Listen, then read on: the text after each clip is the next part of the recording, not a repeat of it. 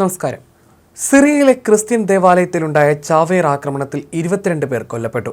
63 പേർക്ക് പരിക്കേറ്റു. ദമാസ്കസിലെ ഡവലയിലെ മാർ ഏലിയാസ് ദേവാലയത്തിലാണ് ഞായറാഴ്ച ചാവേറായി എത്തിയ ആൾ പൊട്ടിത്തെറിച്ചത്.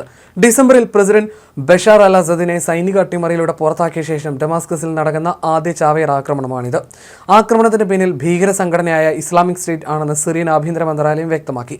ഭീകര സംഘടനയായ IS ആണ് ചാവേർ ആക്രമണത്തിന് പിന്നിലെന്നും പള്ളിയിൽ പ്രവേശിച്ച ചാവേർ തുടരെ വെടിയുതിർത്ത ശേഷം സ്വയം പൊട്ടിത്തെറിക്കുകയായിരുന്നുവെന്നും സിറിയൻ ആഭ്യന്തര മന്ത്രാലയം അറിയിച്ചു.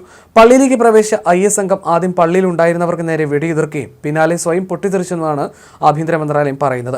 വർഷങ്ങൾക്ക് ശേഷമാണ് സിറിയയിൽ ഇത്തരത്തിലുള്ളൊരു ഭീകരാക്രമണം ഉണ്ടാകുന്നത്.